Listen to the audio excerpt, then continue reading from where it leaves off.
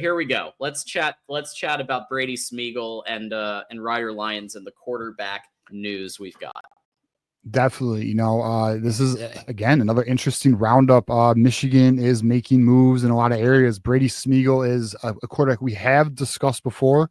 I want to give an update that he is officially going to be visiting Michigan on June 6th. So he not only is coming for the spring game, John, April 19th. So he has an unofficial and an official. And as you guys know, you guys watch our show, I am such a big believer in when a player commits to 2 visits.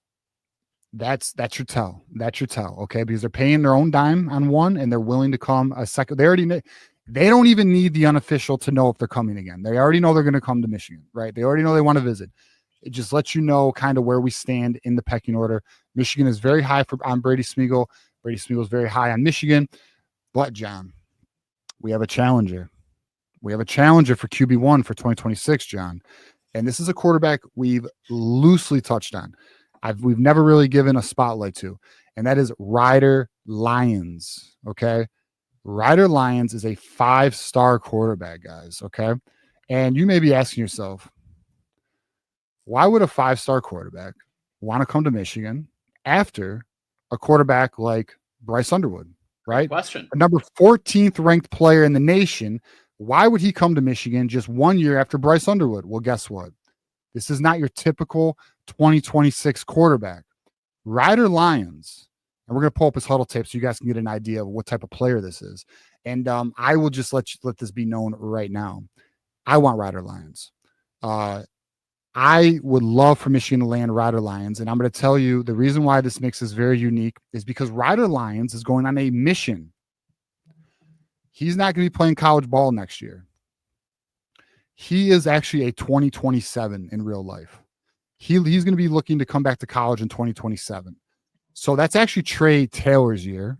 So that's interesting and unique at the same time. But I'm going to be very transparent. I want Ryder Lyons. I want Trey Taylor. I'm not going to lie. I want Trey Taylor. I want them all. Bring to the program. Ryder Lyons is special. And because he's not going to be coming to football or coming to Michigan or I'm playing college ball until 2027, in reality, there's a 2-year gap. So that's why you would follow a quarterback like Bryce Underwood. And that is also why there's a lot of interest from Michigan and Ryder Lyons. What's interesting is this is a 4-team race, guys. It's between USC, Oregon, BYU, and us. What's very interesting also is Sean McGee has already made a move here. Sean McGee has already visited Ryder Lyons, and he is going to be spending a multiple-day unofficial visit on April 12th to April 13th. He will be here for spring ball. We will know so much more after that. This is a player that needs to be on everyone's radar. We will have more as this progresses, but right now I am Team Ryder Lyons. We'll see where it goes, boys. We'll see where it goes. If we don't get Ryder Lyons, I'm Team Trey Taylor, though. Okay, so next player we'll hit on, John. This is an interesting one. I want to give a shout-out to our boys, okay? I want to give a shout-out to Maze Madman. I want to give a shout-out to Kinetic and our boy Maniac. They had Zayden Crimpen, offensive tackle, nasty mauler, dirt bag, no doubt, plays very similar to our Bear McWhirter commit we just got. They're very similar in DNA. I mean, they're just nasty ball players. Rip your face mask off, smash you in the face, do it again. Yeah, our type of offensive lineman. Here's what's interesting about the Zayden Crimpen situation. He has an unofficial and official visit scheduled to Michigan. So he already has 2 scheduled visits. Now, our boys at the Maze Madman show, Kinetic and Co., they actually had him on yesterday. They did an interview with him, and he appears to have a lot of interest in Michigan. He has not shortened his list down yet, so this is something where we're going to need to monitor. But from the vibe I was getting from talking with Maze Madman and them, it appears to me that Michigan's going to get a real shot here. Obviously, two visits have already been scheduled. We're going to see where where that takes us. But sure wanted to check my notes. Okay. Yeah, so we're talking about another blue chip, fairly high 4-star caliber player. To me, looking at his film yesterday, and if you guys were part of the Avengers Hangout, we looked at his film yesterday. To me, he's more of a right tackle than he is a left tackle. But that's okay because we're currently chasing, you guys all know, Jackson Cantwell, number 1.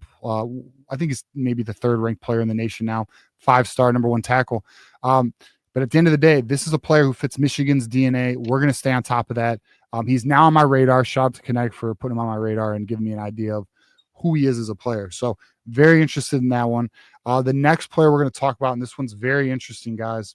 And the reason why it's very interesting is because some people have made comments like, man, Michigan's going after a lot of offensive tackles. Where's the interior offensive lineman? Well, here's one. Darius Gray, the number 32 ranked overall player in the nation, borderline 5-star, the number 2 interior offensive lineman in the nation. He will be visiting Michigan on April 8th for an unofficial visit. Michigan will be taking a swing here. He does like Michigan. He likes the scheme. He likes the physicality of Michigan. We're going to see if Michigan can make a move here. This is going to be one of those recruitments where we will know a lot more after the visit. We will see where it comes, where it goes, and what is the feel post visit. That's where we are there, because this is obviously a kid who has a lot of suitors. There's a lot of programs trying to land him. We're going to see where that one goes. And the next one we're going to talk about, John, is a player that we kind of highlighted yesterday, and that is Matt Ludwig. Yep. And bro, this dude, we talked. So Kinetic was talking to me last night. He goes, would you put him in the Andrew Oldish category? And I said, no, I would not put him in the Andrew Oldish category, but I would put him in the Colson Loveland category. So, and John, I don't know if you got the correct huddle tape. He is playing Wildcat. Let it run. Is this what it is? What it is? Let it run. It's not the one we played last night. I know that, but regardless, he is what we would consider a Colson Loveland type. He does play outside a lot, like right here. You see him. This is a tight end, guys. He's playing outside. Big body, 6'4", 230, has wide receiver skills, does play in line, is physical, does, like you got him right here. You have him playing off the line like a slot receiver, and he's just a natural catcher, man. So I do put this kid in the Colson Loveland category. I want to just stress this, though. Colson Loveland is a first-round pick tight end, which is so hard to achieve. Okay? Now, one of the things that this highlight tape, well, it is now. It's showing it right now. This kid runs people over and does not go down. I also get a little bit of a Sam Laporta vibe from him. I'll be honest. Like, if you'll see it, here's your Sam Laporta right here. Here's your Sam Laporta, right? Now, I want to stress, though, this is Montana football. This is not Georgia football. This is not Texas football. It's not Florida football. It's Montana football. But yeah, Colson Loveland was playing what, John? Idaho football. Okay. Hey, Idaho. Montana tough. Okay. Now that's what it's all about. Right. That's right. And Michigan feels that he is cut from the same cloth of a Colson Loveland. And guess what, boys? E.J. Holland and Steve Wilfong have put in predictions for Michigan to land the top 200 player in the nation, Matt Ludwig. So this is a player we must be on the radar for. I think Michigan's in a great position for him right now. We'll see when Michigan's going to be able to close. I do believe he's going to be visiting, guys, March 21st to the 22nd for an unofficial. He does have an official visit on the 20th all the way to the 22nd, which is the big recruiting weekend in June, by the way, guys. So Michigan's going to look to close. I anticipate them wrapping this up in the summer, if not sooner. Be on the lookout. This would be an excellent addition to the class. For sure. The next player we'll hit on here, John, is Titan Davis. This is an edge player, another top 100 player. Michigan, we have a trend. Michigan is pursuing so many top 100 players. We're going to get into that at the end of the recruiting update. But Titan Davis, 6'5" edge, about 270. He's a bit of I would argue, a bit of a hybrid edge, close end type of edge player. He's a little bit on the bigger side, but he is a massive dude. He plays with power. He's not necessarily the quickest edge. Michigan's actually very high on him. He's going to be visiting Michigan March 21st to March 23rd for an unofficial visit. And Michigan, so word is, Michigan is looking to make a major move. And they're looking to make a major move when he visits for the multi-day unofficial visit, guys. That's another key indicator. When a kid has a multi-day unofficial visit, that's on their dime. That means interest is high. Okay. And so when you have the multi-day unofficial visit, and then you have a multi-day unofficial visit plus an official visit, it just kind of tells you all you need to know that we are in a great position there. So we're going to be on the lookout for Titan Davis. We're going to see if Michigan can make that major move.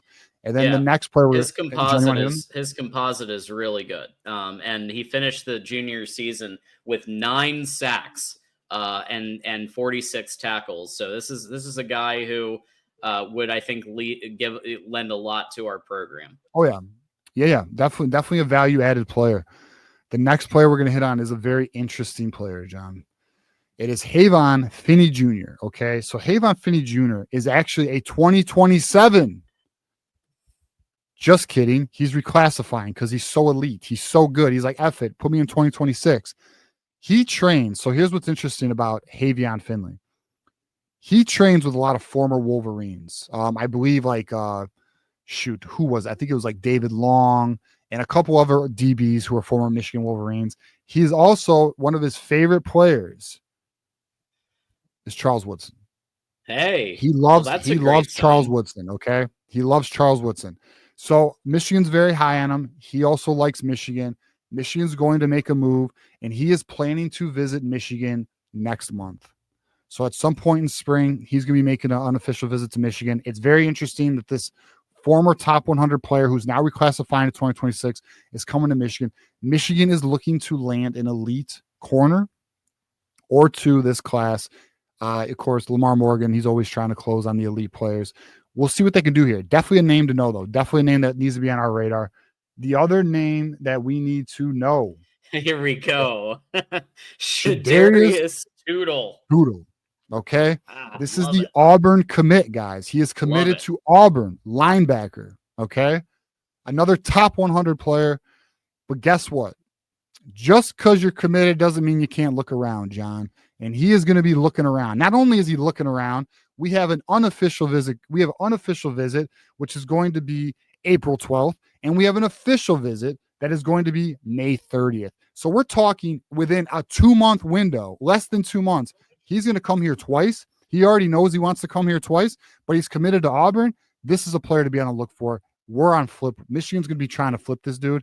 And I have a feeling that Michigan has made some moves already. And I think Shadarius Toodle and Brian Jean-Marie are forming a relationship. And this is a linebacker that needs to be on our radar. And I am anticipating Michigan to be able to make a move within those 2 months. And we're going to find out, John. We'll see what they can do with it. Wow. And then incredible. I want to just close with one thing here, though, John. Here's what's interesting, boys. We talked about this last night in the Adventures Hangout. Michigan is scheduled to host 16 top 100 players, guys. This is a new era. We're talking, and that's mixed with a bunch of 5-stars. Michigan is going after the elite of the elite players. Like this, the basket. I've kind of talked about this the last 2 weeks. I've noticed just a higher caliber of player. And yes, we are in the NIL game, but it's also just the approach that Sharon Moore is taking. Exciting times. I do anticipate, and I told you guys this, I anticipate 2026 to be a monster class. I expect it to be top 5. Michigan's going for it. And the caliber of player that they're currently recruiting and pursuing is something I've not seen since maybe what Brady Hoke was able to do. And I know Brady Hoke has some top 5 classes, boys. I mean, he did. It's a new era of recruiting. And what's beautiful about it, John, we're in probably the most competitive, intense era of recruiting ever. And the reason why is everybody's playing ball. Everybody's paying for players. So crazy how everything. Now we got schools paying players, John. You have schools. You have universities, public universities paying millions of dollars to players. Never before has this ever happened in college football. And in the most intense era of college football recruiting, Michigan is a power. So hell yeah, man. I'm excited. It should be a good year for recruiting. Here we go.